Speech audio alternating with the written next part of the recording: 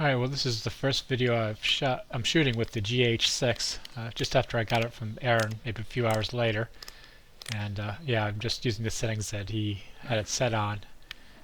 Anyway, I think it's always important, like, yeah, let's just see the first stuff that you shoot, as silly as it is. And who doesn't have this video footage around, the shooting of the floor. Well, this is the second clip, and I don't have the autofocus set correctly, so it's going in and out. Of course, this is the dig against all Panasonic cameras. So right here, I'm like, oh. Well, there are a lot of settings for the face detection or autofocus. I just got the camera. It didn't seem to focus on me well. Anyway, there's like 20 different menu options. I think I have it on a good one now. We shall see. Alright, so the reason I bought this camera is that, well, one, work was really aggravating, so I just needed something to buy. Because I used my pain. So I have this Olympus OMD EM53, I think it is. I can't stand that. Let me increase the ISO here, so you can see that. Oh, there we go. OMD. Okay, it's an EM5 Mark III. I think Olympus would sell a lot more cameras if they didn't give them such difficult to remember names. Anyway, so I want to basically get this. I have this microphone which I've been enjoying lately, which is the Shure SM11, and I plugged it into this camera, and the preamps are better, but it's still not enough to really drive it. So then I think, okay, I'm just going to use this old thing I have, and I was going to put it on now, but I didn't because let me move this down, because I'm just going to see how the camera picks it up. And this is part of that experiment. This is the lens I'm going to try with this camera. It's because this camera has axis stabilization, sensor stabilization. So try this old Tamron, no, Vivitar, on a Micro Four Thirds mount. Anyway, now I'm going to go look for the somewhere here. I just have too much stuff all over. I have these little microphones. I'm pretty sure the same, the Rode lavaliers. They get for like $8, and obviously I'm going to need more ISO in here. So I'm just going to know this camera. There we go. Now we're at 4000 ISO. So this is my box of audio cables, and then this is a box of microphones. Actually, so it should be here. And here I have, these are this old, well, they're these inexpensive Chinese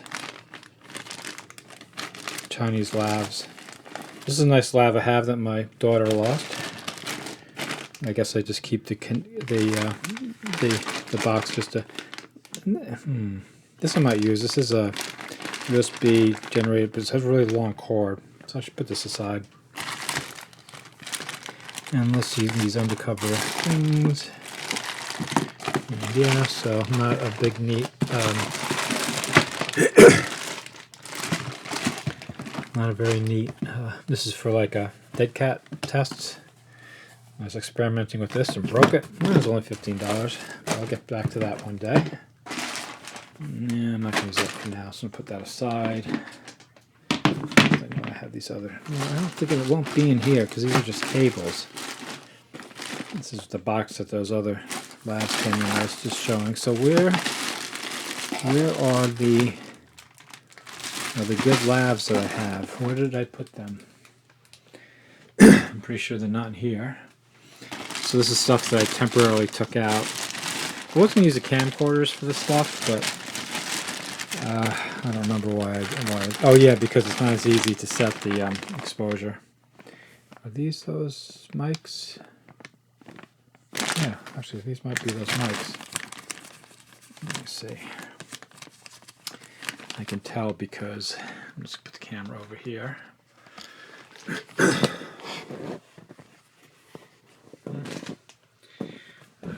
Sure. There we go. Yeah. How's that?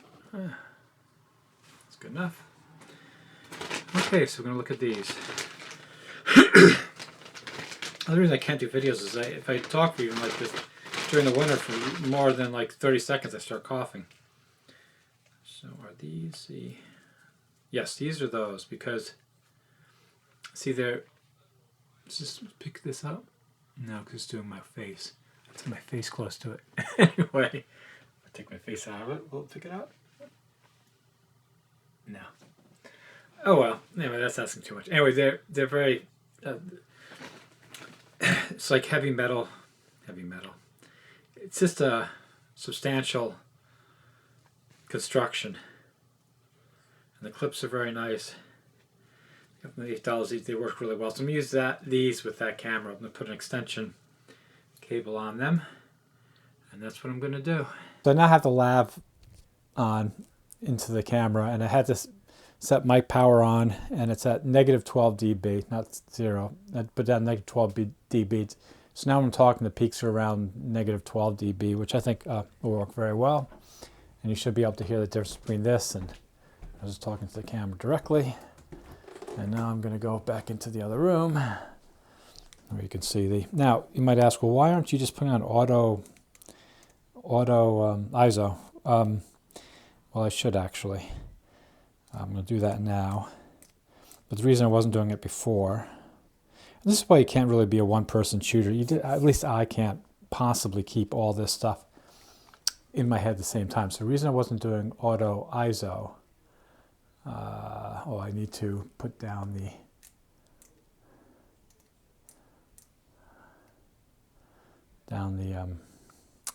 to 60 frames a second. Let's go to 50. So the reason I wasn't doing auto ISO is because if I'm in front of the window, it will darken me up. That actually seems to be working pretty well. Now I'm looking at the audio level. It's only doing one channel, but it looks like it's doing it pretty well. And then the video I was going to do when I bought this camera, well, you see now I have to do the shutter speed up because the ISO just can't go low enough. Let me see, how would I... So if I set it to manual focus. Okay, there we go. So the clip I was going to do with this camera that sent me down the rabbit hole of the microphone was, I was going to talk about how, do you think it's interesting, like if you look everywhere in the world, there are all these houses, and everybody sort of understands that somebody owns that house, right? You don't go into that house. But really, why would you? If you didn't know any better, if you were an Aborigine or something, just a natural human hunter-gatherer, you would just walk into a house and somebody came in and started saying, get out, you just go to a different room, right? You just keep going to different rooms. It wouldn't be conceivable to you that somebody would need more than one room. So it's sort of interesting, and it's a distortion, I believe, of human nature. I'm going to switch the camera around. I have it on autofocus, I see. So I'm going to autofocus me back. There we go. And I'll hit this. There we go. Autofocus. Well, this is manual focus. Why would anybody be interested in this video that I just did?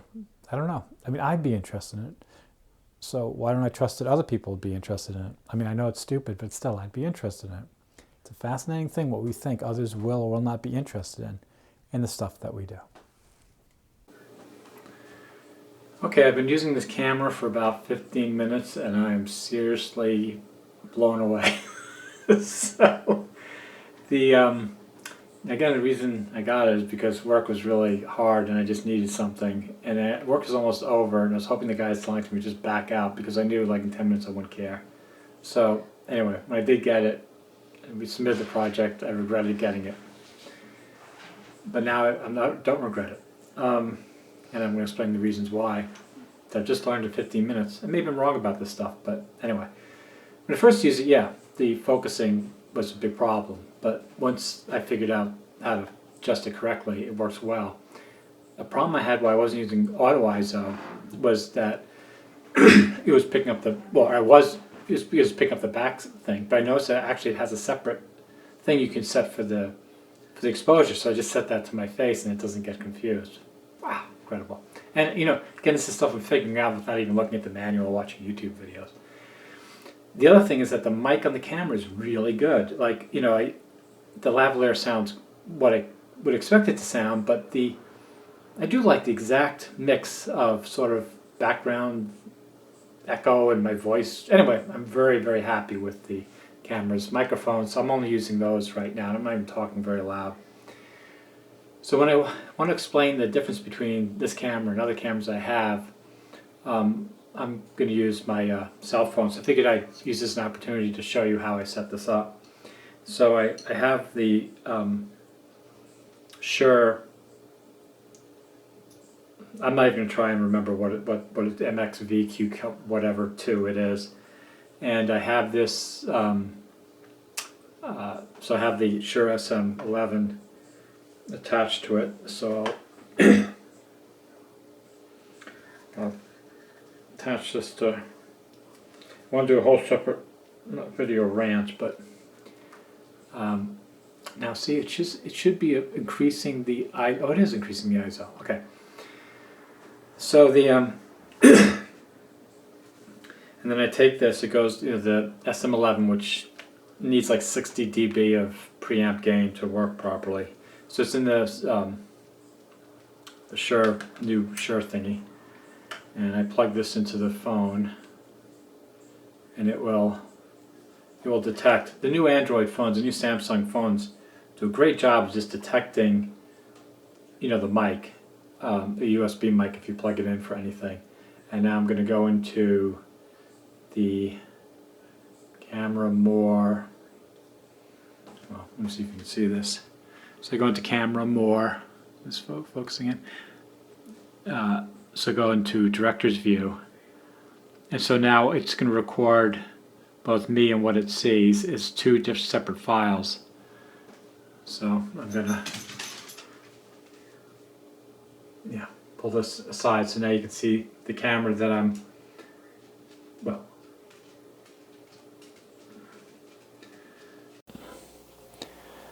I just showed you a bunch of stuff and I didn't even have this recording. Anyway, it's recording now, so I'm going to scratch or tap on the SM11 so you can see that it's working. And I can put this in front of the camera, my cell phone, and there's the GH6. And the reason I'm setting up my cell phone here to record is I want to show you the difference that I've noticed between the GH6 and a couple of my Sonys, and why the GH6 is really meeting my original needs. And what I really wanted was a Sony AX700. I've been looking for one of those for like $1,000. This is the same price. And I haven't been able to find one, or I found one, I wasn't interested, whatever. Anyway, what I really wanted is a nice camcorder, but they're not developing consumer camcorders anymore. So, sort of like been thinking about stuff like this. Anyway, when the project was sort of over the hump, I was like, I'm just going to take out this and get this to work, as like a camcorder. Get the mic set up, whatever. And anyway, so I'm going to explain why this has been such a surprise to me. I guess it shouldn't be a surprise, because I'm just relearning what I keep learning over and over again, which is the little things count. The little things matter more than anything. So in this camera, I have these two buttons. One is set to start recording, and one is set for the ISO. But I can't remember. If it was a few days or a week, I can't remember which one is which. I guess I could label it or something. The other thing I like to do, like autofocus on or off, I don't really remember. How does that work exactly? So with this camera, right, when I was just shooting before, I want to focus into something, manual focus, and there's a physical dial right here. I just switched it one to manual focus, and I'm in business. Switch back to continual focus like that. It's a physical dial. There isn't that on this A7R3. I think that's what it is. So that's one thing it's just huge. And like I said, the audio controls in here are pretty sophisticated. The microphone and the camera is really good. So that's like the first thing. The second thing is, like, look at the record buttons. The record button here And there's a record button in front if you're doing like selfie mode. And see if I can orient myself better here. The record button here is here, which is not a useful place. I always hit this by mistake. There's nothing in the front. Again, I have one of these is set to record, but I don't remember which one. But you know, big red, this is so easy to see. And of course, this one has a flip out screen. And you can't get a flip out screen on one of the A7 type bodies unless you get like the A7 S3, which is what I'd want to get, and it's like $2,500. They're just, yeah, they're over $2,000 at minimum. More like $3,000 still. So that's what I'm really liking about this, is that it has all these buttons, which are these hard buttons, which are very easy to use. It has a touch screen if I want to use that. It has this menu dial if I want to use that.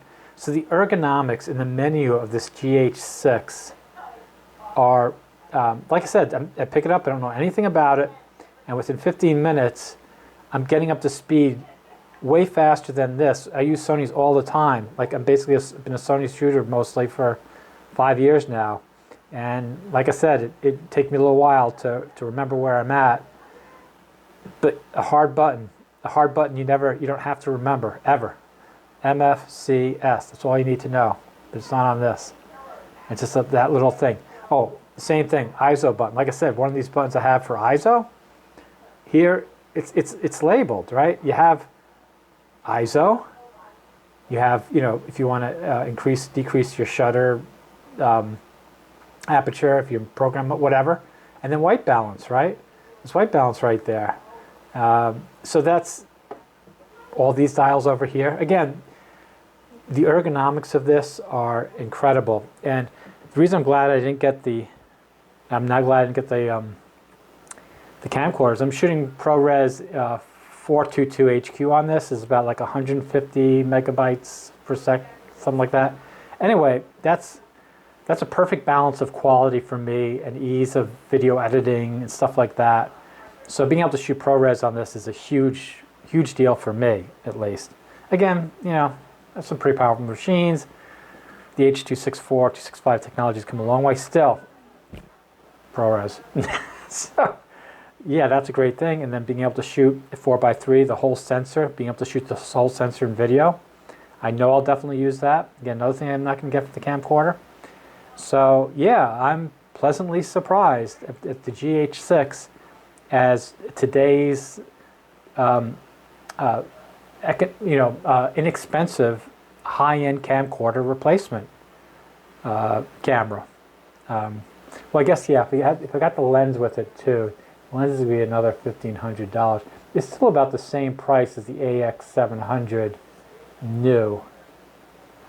Yeah, I'll have to look on that. But anyway, like I said, I've been really enjoying this camera, and I wasn't expecting to. So I'm rambling. On to the next thing.